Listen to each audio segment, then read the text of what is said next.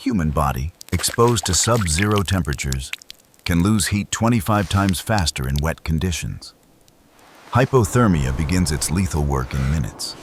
A body can freeze solid in under 3 hours. How then did the indigenous peoples of North America thrive for millennia in the brutal, unforgiving winters of the continent? Was it simply raw endurance? A biological resilience that modern humans have lost? The answer is far more complex and far more impressive.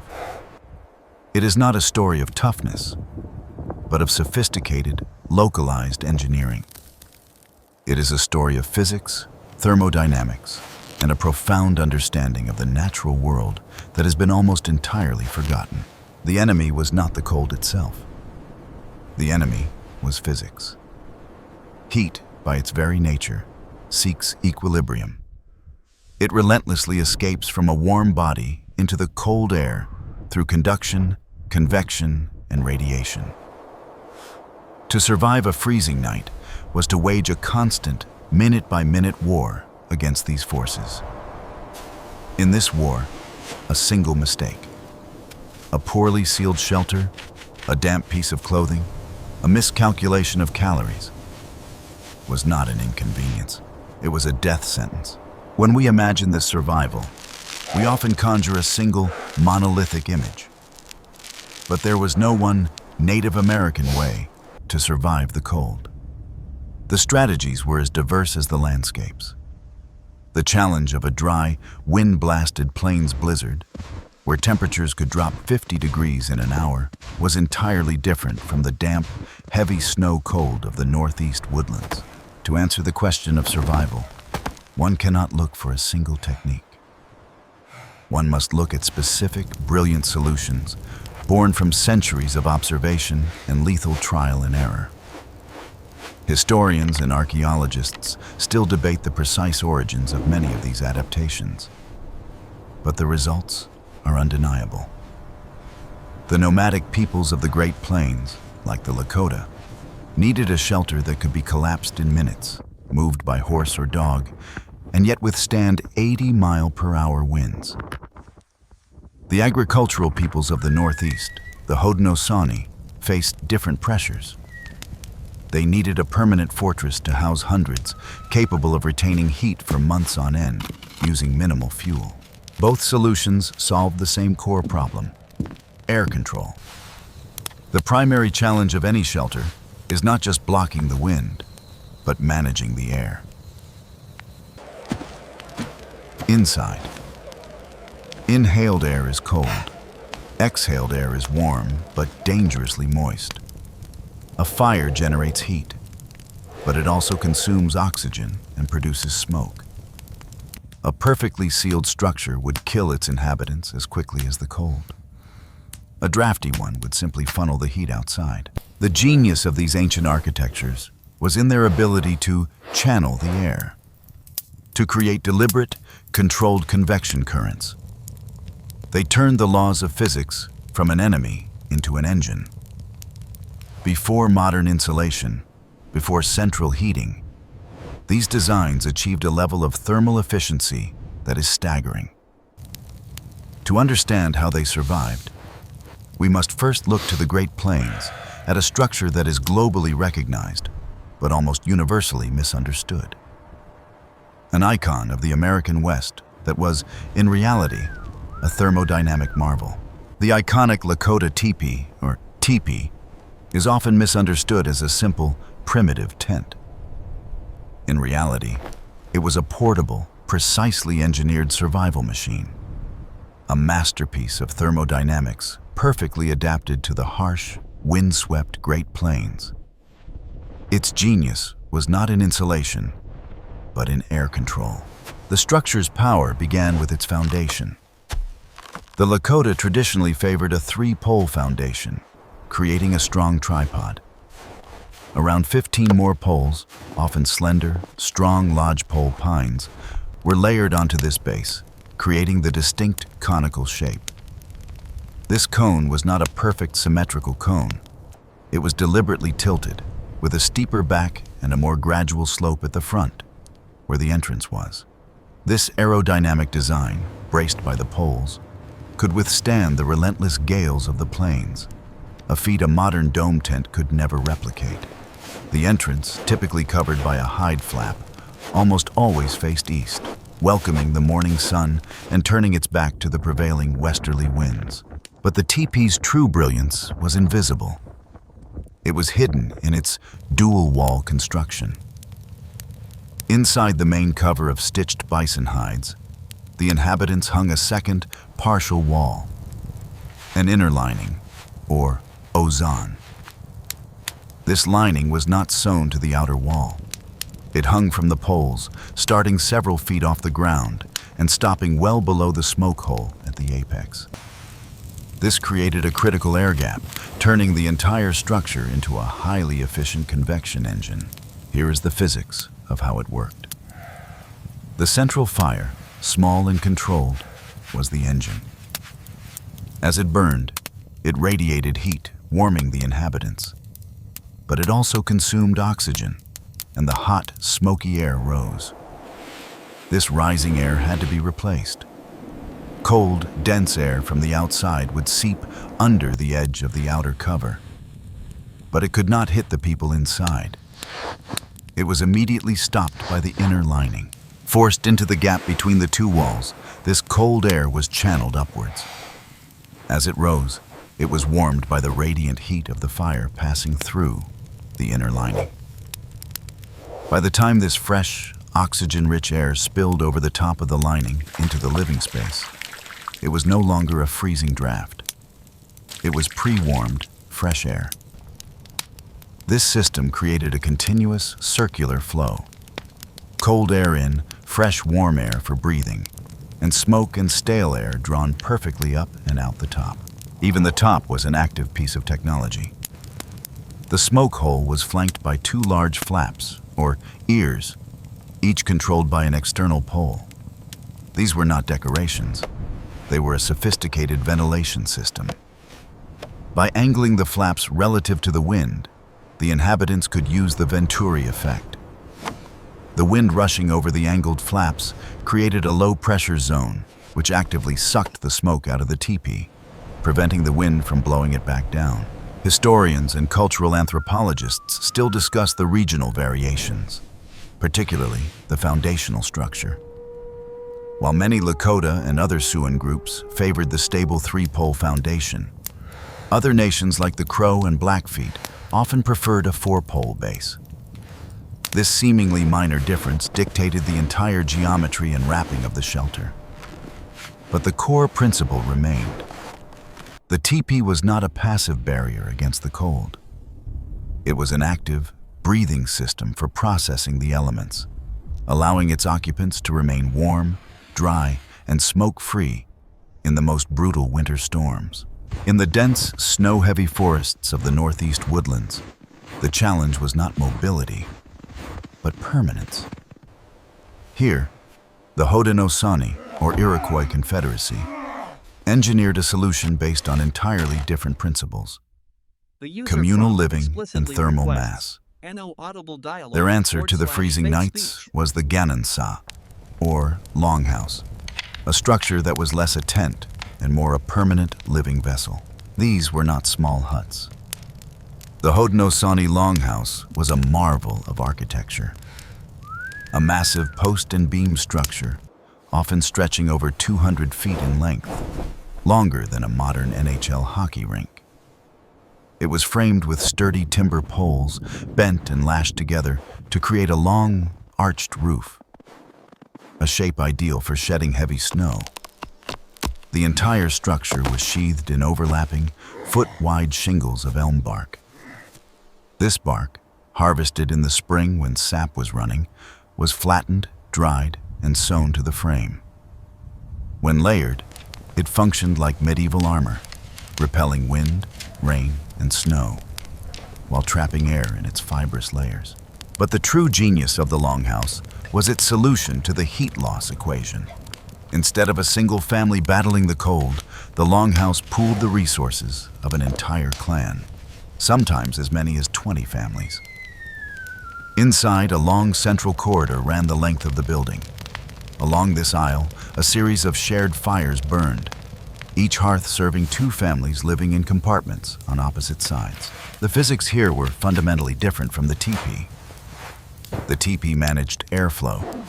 The Longhouse managed thermal stability. The sheer volume of the interior space acted as a massive heat sink.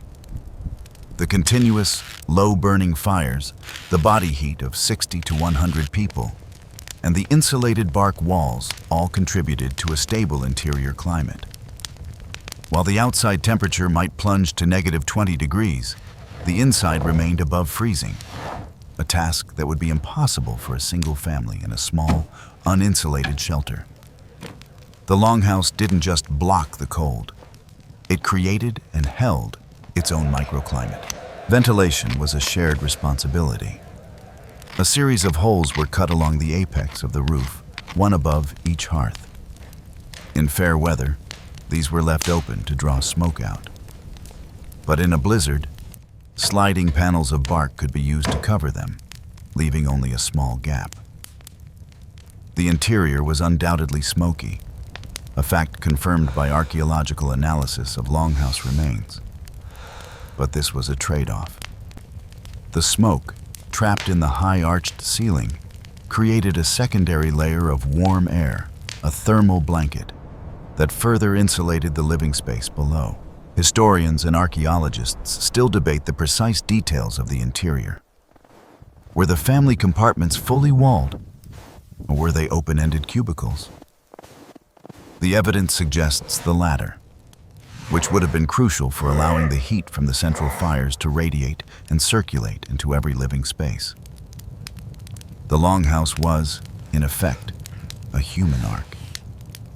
It was a communal fortress designed not to move, but to endure. A testament to the idea that in the face of overwhelming cold, the most effective survival tool was not just engineering, but community. Surviving the freezing night was not just a battle of architecture. It was a war of internal thermodynamics. A shelter, no matter how brilliant, is useless if the human furnace inside it runs out of fuel. The body's relentless generation of heat, its metabolism, burns calories at a ferocious rate in the cold. To stay alive, this fuel had to be constantly replenished with high-energy, portable, and long-lasting food. The most sophisticated solution to this problem was a substance known as pemmican. Pemmican was not simply dried meat. It was a caloric superweapon. The process of its creation was a masterpiece of food science, perfected by the peoples of the Great Plains, but adopted and traded widely. First, lean meat, typically bison, was cut into thin strips and slowly dried over a fire or in the sun until brittle. This meat was then placed in a hide bag and pulverized into a fine powder. Into this powder, hunters and processors poured an equal measure of rendered, liquefied bison fat, the tallow. Finally, dried and crushed berries, like choke cherries, were often added for flavor and nutrients. The genius was in the fat. Fat is the most energy-dense food on Earth, containing more than twice the calories per gram as protein. The rendering process, melting the fat, was the key. This liquid fat coated every single particle of the powdered meat, driving out all the air. As the mixture cooled, the fat solidified, creating a rock-hard, non-perishable brick. By eliminating air and moisture, the process made bacterial decay almost impossible. A single pound of pemmican could contain over 3,500 calories, and properly prepared, it could last for decades. It was a portable, stable, and powerful fuel that could sustain a hunter or a family through the leanest, coldest months. This internal furnace was protected by an equally sophisticated external system: clothing. The indigenous peoples of North America were the original masters of layered, high-performance apparel. They understood a principle that modern mountaineers live by. The greatest insulator is not the material itself, but trapped air. A single thick garment is inefficient. It gets compressed and it traps moisture from sweat. A wet garment in sub-zero temperatures is a death sentence, as water conducts heat away from the body 25 times faster than air. The solution was a system of layers. The inner layer, closest to the skin, was often made of incredibly soft, pliable, brain-tanned deerskin. It was breathable and wicked moisture away. The next layer was the insulation. This is where the physics gets fascinating. Many groups, particularly in the far north, wore fur garments with the fur turned inward. While it seems counterintuitive, this method traps the maximum amount of warm air generated by the body. Next, to the skin, using the dense underfur and long guard hairs to create a thick, stable pocket of warmth. The outer layer was the shell, a tough, wind-resistant hide like a bison robe, worn with the thick hair facing out to shed snow and blunt the force of the wind. This system extended to the extremities. While historians still debate the full variety of materials, many groups packed their moccasins with insulating materials like dried grass or shredded sagebrush. This vegetation functioned exactly like modern fiber insulation, trapping thousands of tiny air pockets to protect the feet from freezing ground. This material science was a conscious, deliberate strategy, a wearable shelter that allowed them to function, hunt, and travel in a world that, to an unprepared modern human, would be instantly lethal. The modern world has become reliant on a single, brute force strategy for cold: insulation. We build thick, sealed walls of foam and fiberglass, creating a stark, binary division between inside and outside. We then burn massive amounts of energy to heat the inside, isolating ourselves from the environment. This method is effective, but it is also fragile. It is a strategy of isolation, not adaptation.